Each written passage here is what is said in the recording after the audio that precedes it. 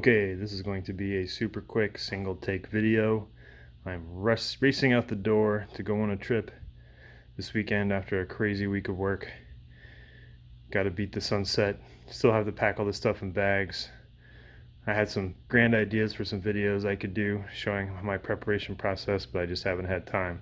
Always stresses me out doing this because I don't want to forget something. Like I had almost forgotten to pull out the life vest, and I'm going on a solo canoe trip. That would have been very bad. I do keep lists and checklists, and I use my lists over and over again, so I don't have to create a new list each time, and I can put what I forgot from one trip so I got it on another trip. So that does help a little bit with the stress. So I'm going on a 2-night, 3-day solo canoe trip down a river in the Texas heat. Temperatures are supposed to be like 96, 97 during the day, 75 at night. It's going to be hot. I'm hoping to do some bow fishing. Don't have a lot of experience with bow fishing, but hoping to get some this weekend, and might do some spear fishing as well. I've had some success with spear fishing before with this homemade tip, which I'll bring again. I have a little way of attaching it to the end of my walking stick here. You could make one in the field, but I'm bringing some stuff just to keep from having to do a lot of labor in the heat. I'm going to try one of these frog spears. I haven't heard the best things about these when it comes to fish, but I'm going to try it anyways. I've had luck with that. I could see this having trouble getting through a gar. With this thing I kind of can pin the gar down.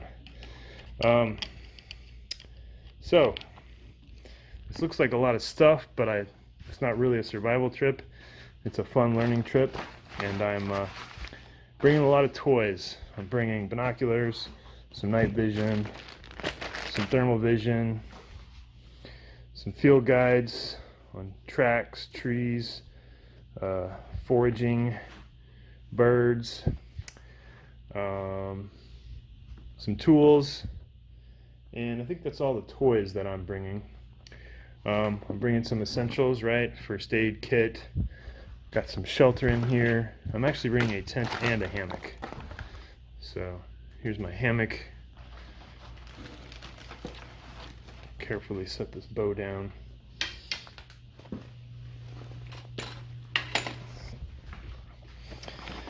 These extra clothes. I'm bringing a big tent because the bugs just might drive me crazy. Bringing a warm weather sleeping bag that I probably won't use, but I thought I might as well pack that instead of a sheet. Sleeping pad, and I'm an old man. I just have to have a pillow to get a good night's sleep. So hopefully I'll be able to sleep in the hammock, but in case there's no trees on the islands I'm going on, or the bugs are too bad, I brought a big comfy tent. Fire making kit, but I am bringing my stove. I'll be camping on islands in a populated area. I may not be able to reliably collect firewood. I may not want to collect firewood, so I got an MSR whisper light in there and the fuel to go with it. Because I may not want to use up all the wood on these islands. There may not be that much wood available. Toilet kit. Some sandals. Got my maps. Got my weather forecast in there. Got my compass. Got my tap out button here, my GPS.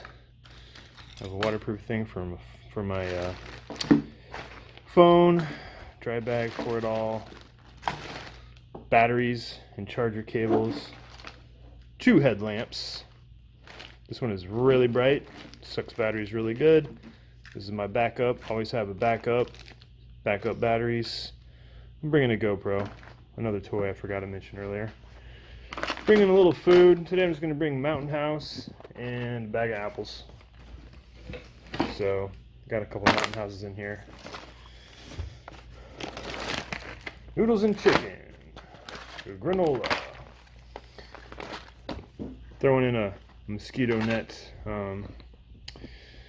head thing. I've actually never used that, but I always bring it. Some water bottles. Bringing 2.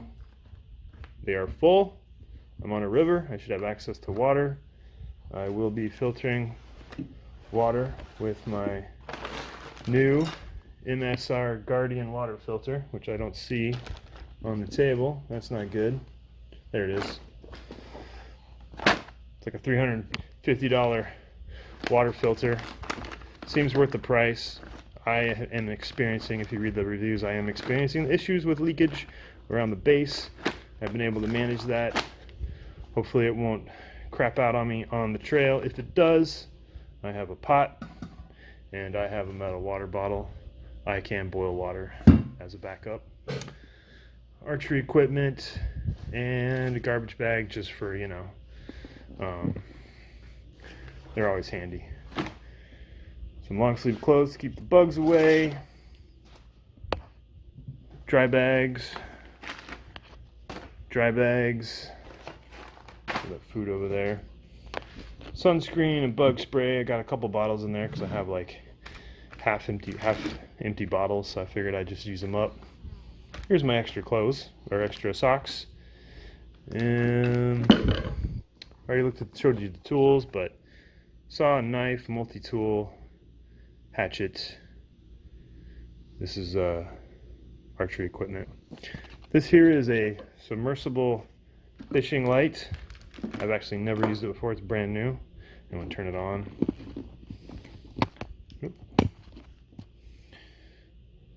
So hopefully that will attract some fish. Let me see some fish so I can shoot them with my bow. Hopefully I will not shoot the light. And I think that's pretty much it. Oh yeah, I'm also bringing a canoe and a paddle. Okay, it's about 9:30 at night. I got to my campsite kind of late. Had to set up in the dark. I found a place where there's a lot of fish, so I thought I'd set up camp by there. See my hammock here. See my gear here on the ground. See my canoe over there. There's a little light I put in the water there. See if it attracts any fish. The fish here are absolutely insane. I don't know if you can see this kind of tromp down area. I'm in a major hog alley. There is a ton of hog activity here.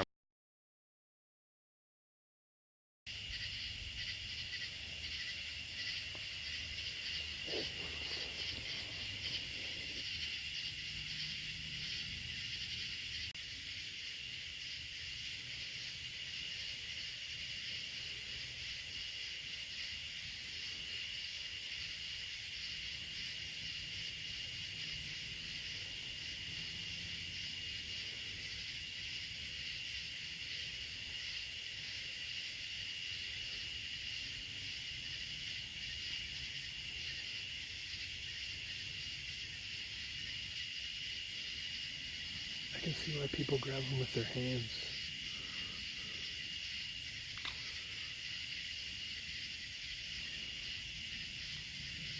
Seems like I could just go up and grab that guy.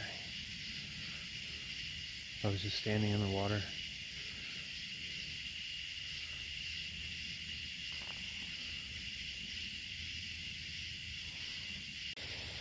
Okay, some more nighttime filming.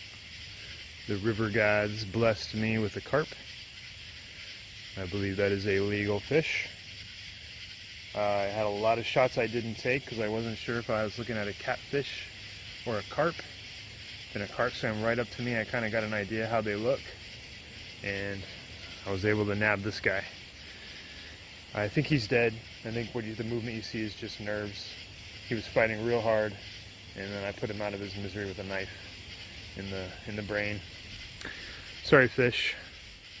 Thank you, river gods. Well, I don't like just killing things for fun. So now I need to go around and collect some firewood and build a fire tonight and cook this sucker up.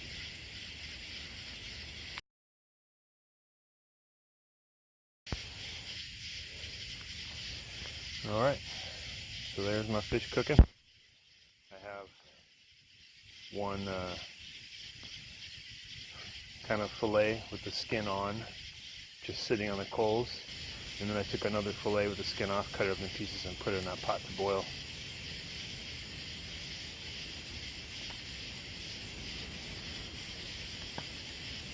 Cook it very well done. Don't want to get sick out here.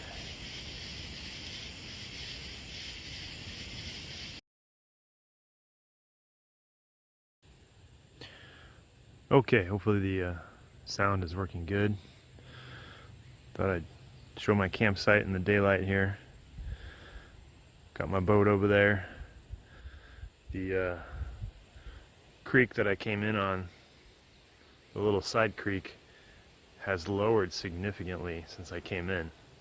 I guess less water's running out the dam, so I don't even know if I could boat in the way I actually came in yesterday. So that's interesting. I made a little chair to sit on. Found a kind of a flat log, so I constructed this little log cabin style bench. A trick I learned from my dad. Ate some Mountain House for breakfast and lunch today. I decided this was not going to be a survival trip since I got off so late in the day. I was like rushing to cram pack my bag with stuff, and all my friends bailed that wanted to come with me, so I didn't want to push it in 95-degree weather when I'm by myself and without any real time to really prepare and get my head in the game. I was setting up the camp pretty much after dark yesterday. So there's my Mountain House breakfast. What I'm going to do here is I saved the guts from the carp that I shot last night, and what I'm going to do is I'm going to poke a bunch of holes in one of those bags, put some rocks and fish guts in there, tie it to a rope so it doesn't get away from me, and then I'm going to put that in the water by my fishing light tonight and see if I can attract some fish to me. And I think tonight I'm going to try spear fishing instead of bow fishing, just because I want to. So yeah, another reason I brought my stove was I wasn't sure what kind of islands I was going to be coming in on. I wasn't sure if these were going to be like sandbars or just like solid ragweed or what. But this is actually pretty open and pretty forested area. Plenty of wood. Lots of hog activity. All this area is just torn up by hogs. So getting wood hasn't been a problem, and that's actually, I cooked my fish last night over a campfire I made at like midnight. It worked pretty good. So I brought a tent because I wasn't sure what the bug situation would be, and I wasn't sure if I'd have any trees for a hammock. I have trees for a hammock, so I got a bunch of dead weight there with my tent stuff. That's fine. The hammock has been a lifesaver during the day too. You know, it's just really hot and slight breeze, but it also gives you a place to sit and swing and relax and try to keep from sweating. Hammock's also a great clothesline. Here's the bow fishing rig I used last night to get my carp. First time bow fishing for me. I got a takedown recurve bow here, a Samick Sage, and I think it's called the AMS bow fishing kit. I bought off the internet. Worked great. You can see you got the arrow here, no fletching, but it has this slidey piece. So when you shoot the arrow, the rope's up here, connected up here. Once you shoot it, it slides back to the end of the arrow. I guess the weight of this and the drag from the string and all that serves as fletching. No fletching is needed, and you're not shooting them too far. I think there's only like 25 yards of line in there. And hopefully you shoot your fish. These barbs hang onto the fish, and then you got this trigger here. You squeeze this trigger, and that's what engages the mechanisms in here to actually reel it back in. Worked great. It's flawless. I could have shot a lot more fish, but it would have just been a waste. I would have just been shooting fish just to shoot them. So I shot one carp. There's plenty of food for me. Wish I had some more folks with me. We could shoot some more, eat some more. I think that's about all I got to say about this. It's hot. I'm chilling. All right, I'm going to talk a little bit about my bow fishing setup here. So here is the classic fishing spearhead you learn about in the survival books and the survival schools. I've only harvested one fish with a spear. I harvested a spotted gar. It did not penetrate. If any of you dealt with a gar before, they're covered in scales that are like armor. Even pushing a knife through can be a challenge. So there's no way those will penetrate a gar. What it does is basically holds the gar to the bottom of the creek while you harvest it with other means. So what I devised was, I was on a survival trip and I didn't want to deal with, tying this head to the tip of some sort of spear and having it slip off, and dealing with all, once the cordage gets soaked, and you're stabbing and doing lots of motions like this, I could see this coming loose. So what I did is I usually carry a Leatherman with me, so I drilled 2 holes here, and I drilled 2 holes in a stick, and then I'll fasten these 2 together like that, and it is super solid. Sometimes I'll wrap it with cordage, sometimes I won't, but it is super solid. Now usually I go in one way on one and one way on the other, because as you're carving these, you're tapering these, and usually this part's thinner than this part, so that way I get a good jam. I'm jamming into this piece of wood and I'm jamming into this piece of wood with this thick part. So I'll jam those 2 together, and if they feel solid, I'll leave them like that. If they feel like they might need a little help, I'll wrap some sort of cordage around them. I'm doing something new on this trip. On this end here, I'm going to try one of these commercial frog spears that you can buy. Just like, I buy these at a store here in Texas called Academy. They feel pretty sharp. These would actually have to penetrate the fish to be useful. I haven't heard good things about these when it comes to fishing for fish. Maybe they're probably great for frogs. I don't think it'd be very hard to penetrate a frog. But I wanted to try them for myself.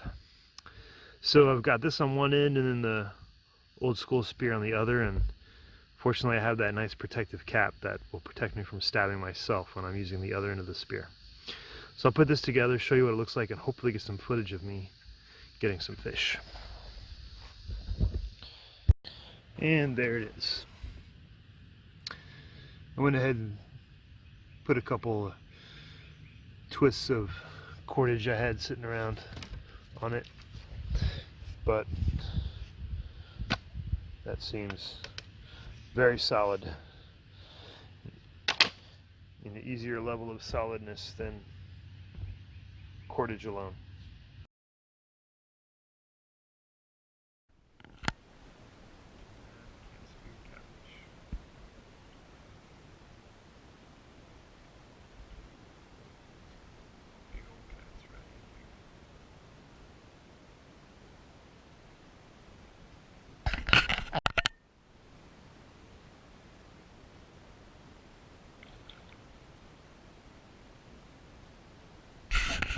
I just want to do a quick explanation on why you see so many fish. You see me not taking shots at some of these fish, and that's because of my erring on the side of caution when it comes to fishing regulations. So in Texas, you cannot shoot game fish with a bow or with a spear. Catfish are a game fish. Of course, I saw hundreds of catfish. Not all catfish are game fish. And we got all kinds of catfish here. Not all of these are game fish. The 2 that I have on my list here that are not game fish, I saw something that looked like these guys, but I also saw something that looked like this. I wish I had this guide with me when I was out there fishing, because I noticed the tails. I would have been able to differentiate between the tails. I'm not really sure how common these fish are in the river I'm in. I wish I had a fishing buddy that could have told me. I'm not really a big fisherman, that's why I don't know these things. But I do know when I read the habitat here for the blue catfish, which is a game fish. Rivers and large creeks with fast water over sandy or rocky bottom. That is the exact habitat I was in. Mud bottom, slow flowing for these guys, that's not what I was in. So could have been looking at a bunch of blue catfish. I don't know. So it's unfortunate. I could have probably really cleaned up with the spearfishing if I could take catfish, but I just wasn't confident out there in doing the right thing and taking a non-game fish. So I didn't want to. I'm erring on the side of caution. I didn't take any catfish.